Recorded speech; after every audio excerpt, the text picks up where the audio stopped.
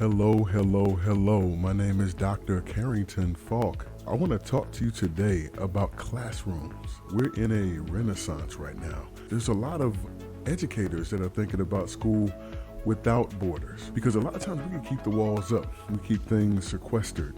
People are looking at a open education, an open level plan. And so can you see these spaces as spaces for creativity and not just looking at the classroom as a number? When you think of the classroom, a lot of times when we're looking at data, we're thinking of just looking at students as, hey, it's these amount of students. We're looking at it in different ways. And you're looking at this data in order to find these insights in order to describe what's going on, a group of people. And a lot of times it may not match up with what's happening inside of a classroom. And so when you look at a student as just a number, we need to look at it differently. We need to look at these relationships with these students as blank canvases, as a blank canvas. And I know I have some artists in here. We went from STEM to STEAM in a second.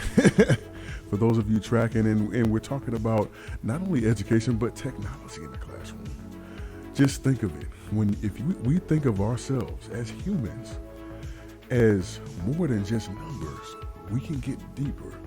And this is one reason why I look at our experience in layers, right? If you just kind of take yourself out of many modes of thinking, you can start to think of our experience as layers of many different experiences, many different ways of thinking and doing. And when we bring those into the classroom, that can lend itself to a lot of creativity and exploration.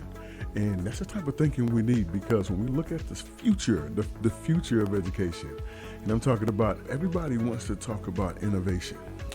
They want to talk about the shift from just conventional thinking to thinking that takes their organization, takes their thinking to the next level. But we can't do that if we don't do the work. And that is why I want to make sure you guys download the Thought Innovation Checklist, 10 questions for creative educational leaders. This is the checklist that you want to take and you want to read it. And I'll tell you what, some days you might have one or two or maybe three that you need to refresh on, and just to have you thinking differently and leading you to not only more ideas, but better ideas, right? And that's what we want to get to. That checklist is free for you as we emphasize that shift from conventional thinking to a dynamic thinking. We think of this blank canvas and discuss of this transformation from viewing these classrooms from numbers to blank canvases. And you might ask yourself, what do we want to put on this canvas? Well, I would tell you, and I would assume maybe the person that's looking at this has a classroom themselves. What would you say here? Well, I'm not putting anything on this canvas. The students are putting it there. They're gonna put it. They're gonna paint the canvas. They're gonna paint it. Now, we're gonna facilitate it. We want to facilitate the creativity. But a lot of times, when we look at it digital, in a lot of schools, we have computers there, right? I don't even want to touch the mouse. I want to let the student do what they do. I'm gonna instruct them, but hey, I'm gonna let them go ahead and create. And so we're gonna let them create on this canvas. That's what we're gonna do. And you know, with this process, students become more active and they're not as passive. You know, when we look at inside of the classroom, some students, if you really think about it, we haven't heard from them in weeks, maybe months. They come in and hey, they may do all the work or most of it, and they kind of skate by, they coast by. But at the end of the day, they're passive inside of the process, inside of the classroom. But if you take them and shift that thinking and let them paint, then they are going to be the ones painting on this canvas, and they're going to be creating the future of education. And so like when you think of it, it's not going to be us just building. The students are going to build.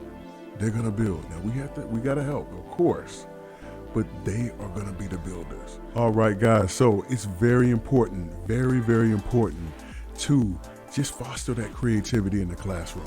And when you think about leading a classroom as a creative educational leader, you have to be ready to pivot at times. You have to be nimble. I like what Bruce Lee said.